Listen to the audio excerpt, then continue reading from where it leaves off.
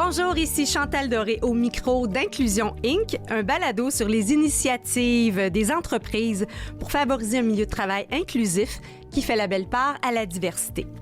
Inc. comme inclusion, Inc. comme incorporé qui réfère aux entreprises ou aux organisations. Qu'elles soient à but lucratif ou à vocation sociale, les entreprises ont un rôle à jouer comme milieu d'accueil.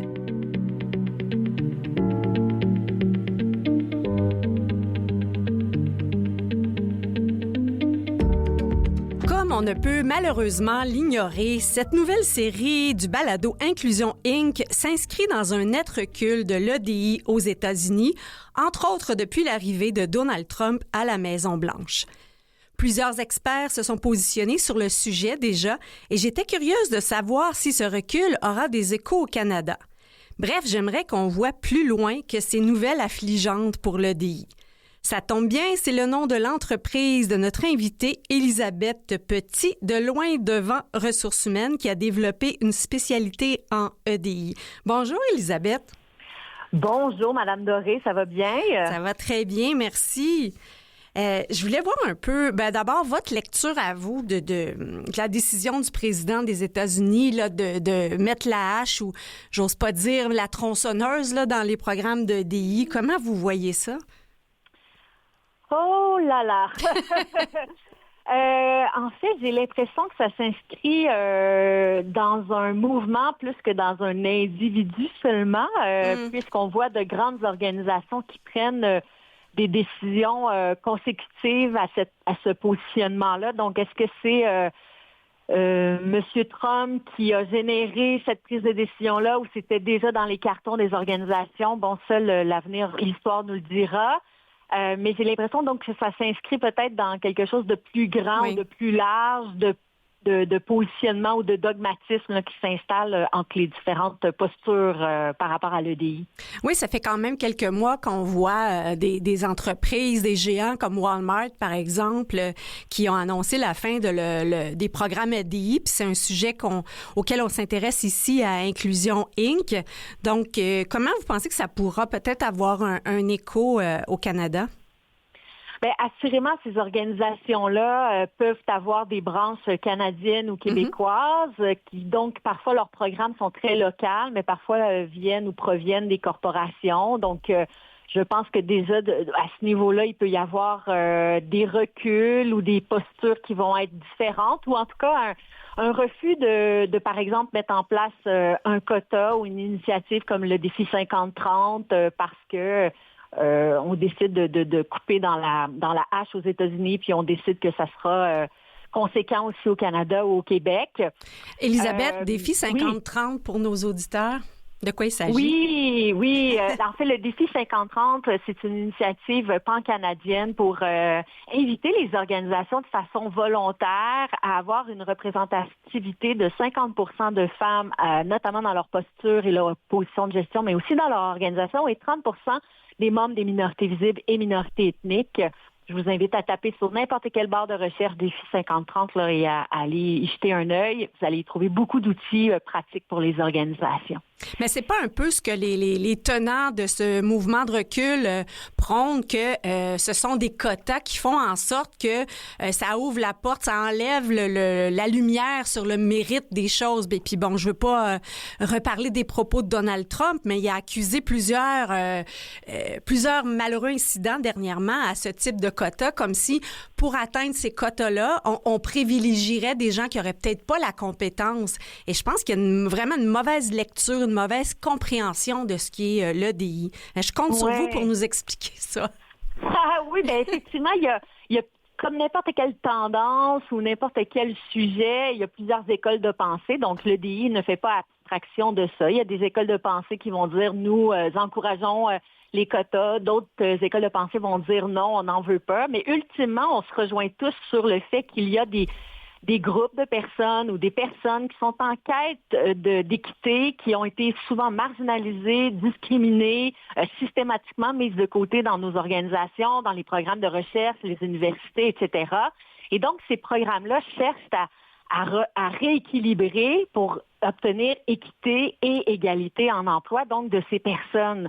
Et pour rééquilibrer, il y a des tenants et des manières, des méthodes de faire qui sont notamment de fixer des objectifs ou des seuils de représentativité. Et c'est comme si on venait de dire, parce qu'on veut avoir une équipe qui est 50% hommes, 50% femmes, nécessairement les femmes qui seront dans notre équipe, ce seront de mauvaises joueuses. Ben oui, c'est ça, c'est ce que ça laisse entendre, c'est que si on veut atteindre certains quotas, c'est comme si on va faire une concession sur la compétence, alors que c'est pas ça, c'est d'éliminer certaines barrières systémiques qui fait que des personnes compétentes issues de ces groupes-là aient peut-être pas accès à faire voir leurs compétences, justement, leur feuille de route. Oui, exactement. Puis la méritocratie, c'est un concept qu'on aime beaucoup mettre de l'avant parce que ça souligne que effort égale succès et qu'on se convainc que rien n'est du hasard ou du fait d'être né dans une famille X ou Y.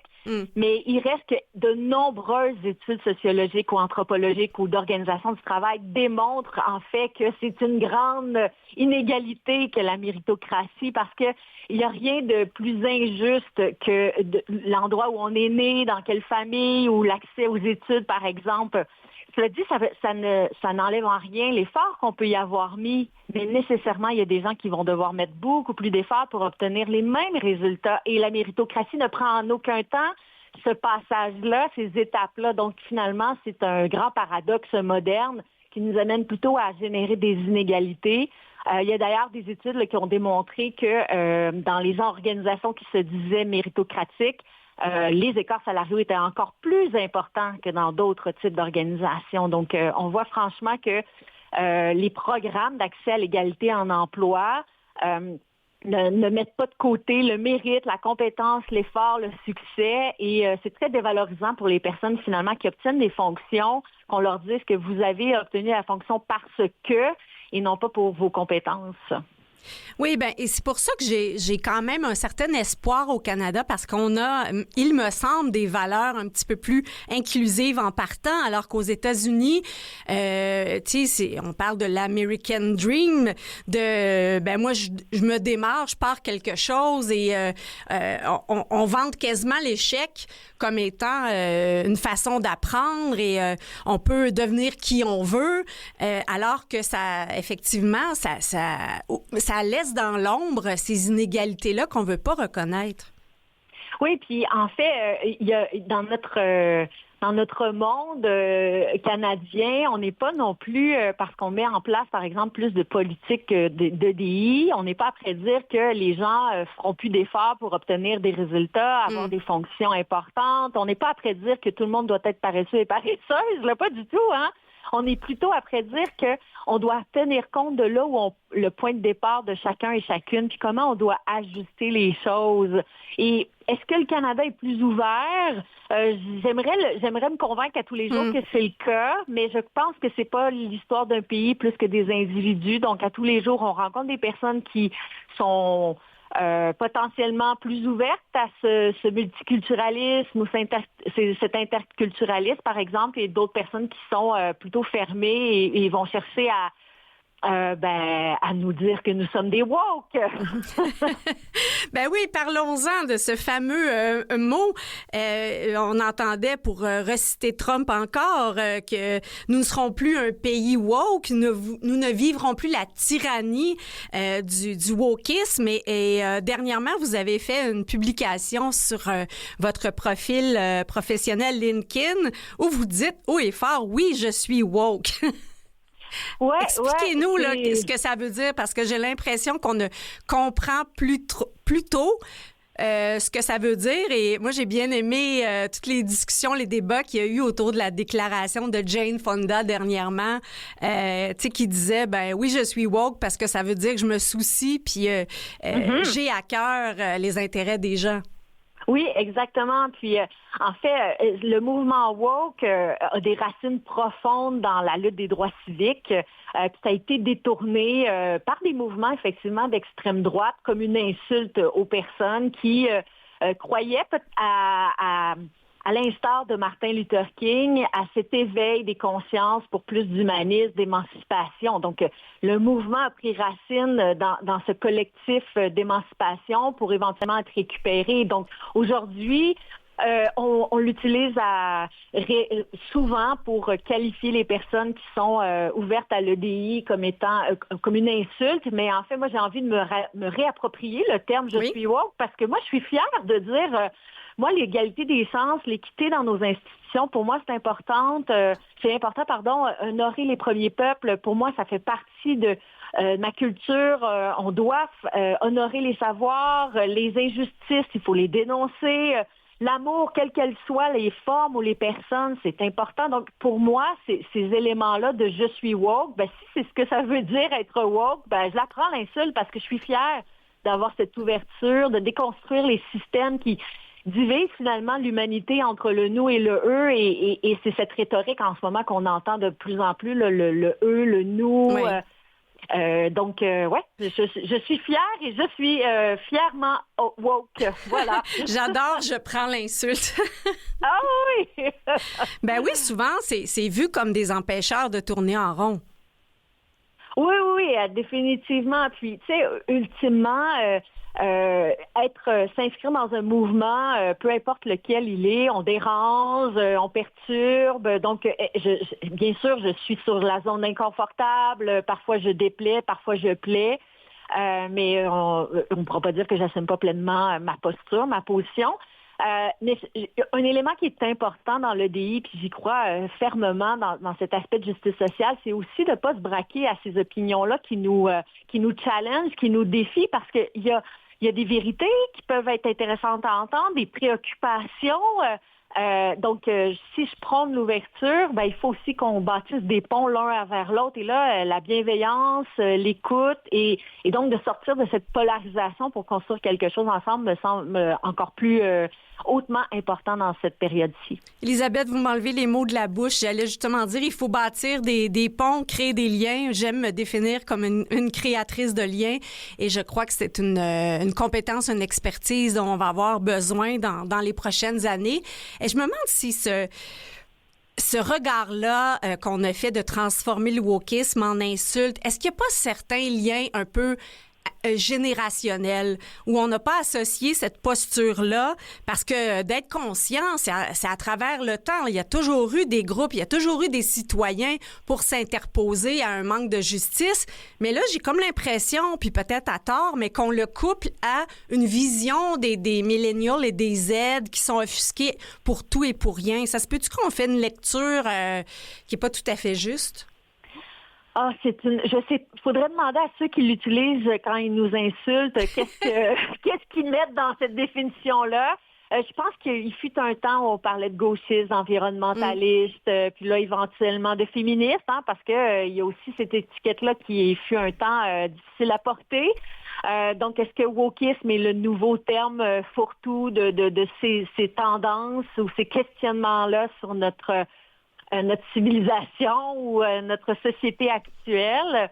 Donc oui, ça implique beaucoup. Je pense que ça s'inscrit dans un mouvement de génération probablement.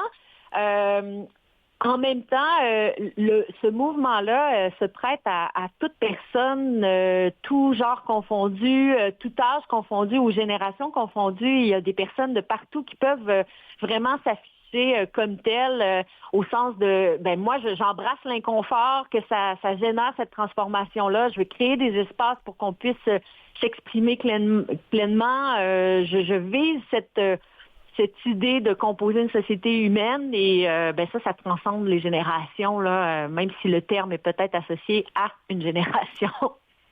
Oui, on voit aussi plus largement dans la société, j'ai comme l'impression un espèce de retour à des comportements, peut-être pas des comportements, mais à des influences masculinistes. Et c'est un peu étonnant. Moi, j'ai des fils dans vingtaine, trentaine, et ce sont eux qui m'ont sensibilisé un peu à ces mouvements-là de masculinistes. Et j'étais assez surprise de voir cette espèce de retour-là et une espèce de besoin de se camper dans un rôle, une posture vraiment très précise. C'est blanc ou noir. Oui. Puis Il n'y a plus beaucoup de nuances. Qu'est-ce qui nous amène à avoir le moins en moins de nuances? C'est peut-être parce que ce qu'on entend, par exemple, du président Trump est tellement fort, à la limite, pour moi, me dégoûte ou me rend en colère que peut-être j'appuie encore plus sur les mots moi-même que j'utilise. Donc, au bout de la ligne, on est tous après se camper davantage. Donc, il faut certainement user de plus de conversations, plus de dialogue, plus de cercles de discussion, plus comprendre qu'est-ce qui amène les garçons à cette pensée masculiniste, qu'est-ce qui les apporte, qu'est-ce qui ne répond pas à leurs besoins actuellement dans notre système, dans notre société. Parce que lorsqu'on choisit d'aller dans un chemin ou un autre, c'est pas j'ai tort, t'as raison, ou j'ai raison, tu as tort, c'est j'ai des besoins et je cherche à y répondre. Donc, quels sont ces besoins-là que notre jeunesse masculine, par exemple, exprime puis qu'on n'arrive pas à répondre? Quel est l'espace qu'on leur fait, qu'on leur donne? Je pense qu'il y a cette partie-là aussi dans les mouvements qui s'inscrivent dans notre société répond-elle encore aux besoins de sa jeunesse, par exemple? Élisabeth, vous avez travaillé, je crois, dans des entreprises privées où c'était des milieux fortement masculins. Je crois. Qu'est-ce que vous en faites comme lecture un peu pour avoir été justement plus en présence d'hommes en tant que collègues? Oui, en fait, tout mon parcours, ça a vraiment été dans des fonctions de leadership ou non, mais toujours dans des milieux à prédominance masculine. Puis je me souviens qu'au début de ma carrière, je me disais, je préfère un milieu comme celui-là parce que dans un milieu de filles, ça parle trop, mais finalement, j'étais dans le préjugé. Je l'assume pleinement aujourd'hui. Il n'y a pas un milieu qui est mieux ou moins ou meilleur que l'autre. Mais comme femme, j'ai quand même réalisé que faire ma place était difficile. J'ai réalisé que j'avais plus d'efforts à faire pour démontrer, par exemple, ma maîtrise des éléments financiers. On me demandait davantage de disponibilité ou encore qu'on présumait de mes intentions par rapport à la suite de ma carrière versus la maternité. Donc, il y a vraiment des comportements ou des microagressions, des situations dans lesquelles j'étais inconfortable, mais ça m'a pris plusieurs années dans ma carrière pour réaliser que c'était pas moi le problème, mais c'était la façon qu'on avait en équipe de gérer ces sujets ou ces discussions-là qui avaient un souci. Donc, c'était culturel. Hein? Donc, quand on parle de culture inclusive, c'est pas des individus plus qu'une culture qui doit être inclusive. Et voilà, j'étais dans des organisations qui, à ce moment-là, étaient peut-être pas dans cette mouvance inclusive.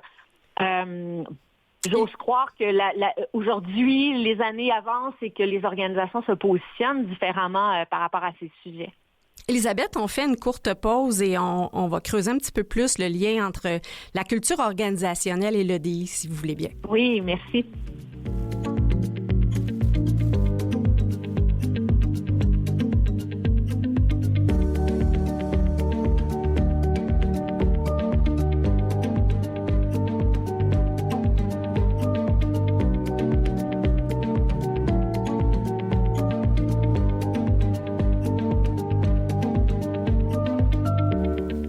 Retour au balado Inclusion Inc., nous discutons avec une spécialiste en ressources humaines et en équité, diversité, inclusion, Élisabeth Petit de Loin Devant.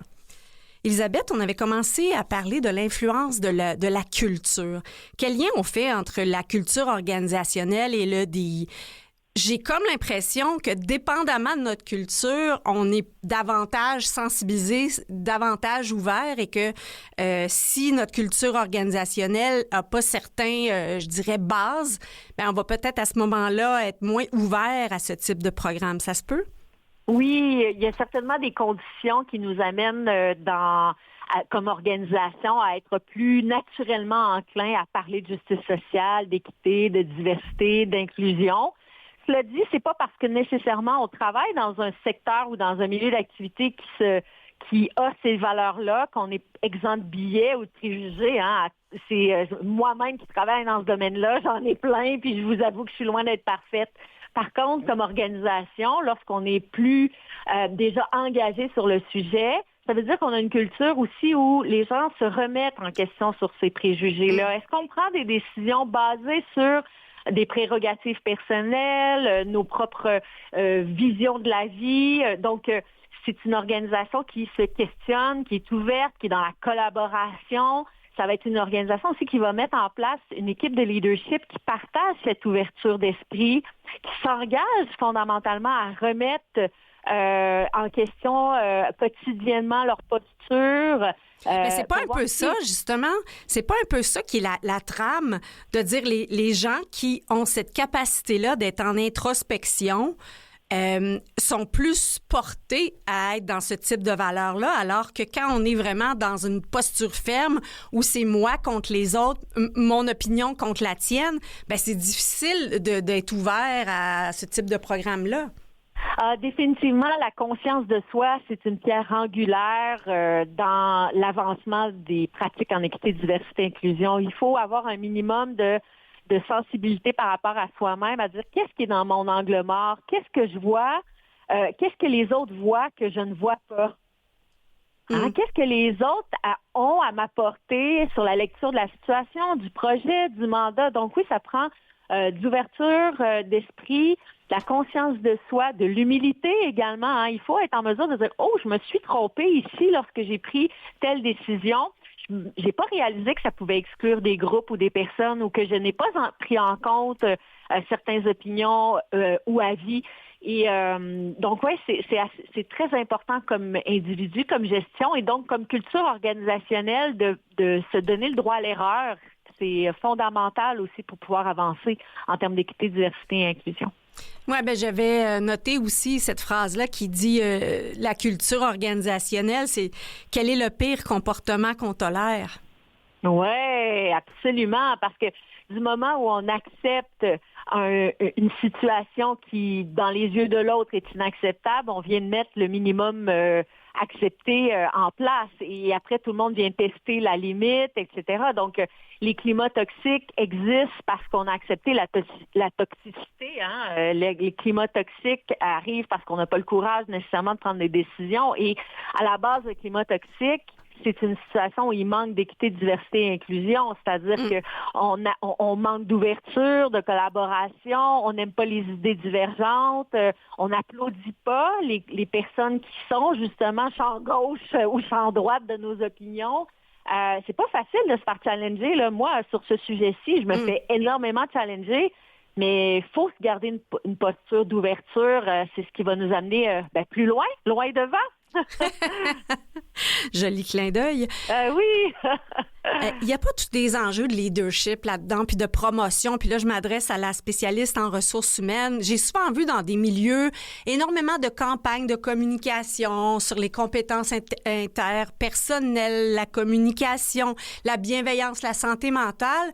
Puis en même temps, on constate qu'il y a des gestionnaires en place qui font tout le contraire de ce qui est prôné dans l'intranet. Et je me mets à la place des employés. Ça peut devenir un peu... on assiste à une certaine dichotomie, puis à la limite même entraîner du cynisme. Quand tu vois que les dirigeants qui sont tes patrons vont complètement à l'encontre, mais comme employés, on nous demande de respecter ces comportements. Oui, absolument. Puis on l'observe dans les organisations malheureusement plus souvent qu'autrement parce que lorsque ça arrive, souvent c'est parce que la haute direction n'a pas nécessairement eu un engagement ferme. Donc, avoir une structure de gouvernance inclusive qui déjà comme structure de haute gouvernance donne l'exemple et valorise les perspectives. Si déjà il nous manque ça, on vient d'enlever une couche de possibilités de succès pour nos leaders qui vont poursuivre le message auprès des collègues, des employés, des talents qui composent notre équipe. D'autre part, le leadership inclusif, on le disait, ça demande une conscience de soi, ça demande un engagement, donc ça demande des efforts. Donc, à travers notre quotidien de gestionnaire, est-ce que j'ai le temps de m'arrêter et de dire « Attendez, là, y a-t-il quelqu'un qui a quelque chose à dire ici? » Non, je vais le faire vite, ça va passer rapidement. Donc, c'est assez exigeant comme mandat pour un gestionnaire, c'est vrai. au départ, surtout. Après, on va se réaliser rapidement que ça va nous donner beaucoup plus d'avancées parce que l'addition des idées va nous amener plus loin. C'est démontré dans de nombreuses études que le sentiment d'appartenance, cette collaboration-là va apporter des nouvelles idées, de la création, une nouvelle cohésion dans l'équipe et ce ciment-là dans l'équipe, c'est le ciment pour la performance, pour la mobilisation, si on veut absolument parler en termes d'affaires.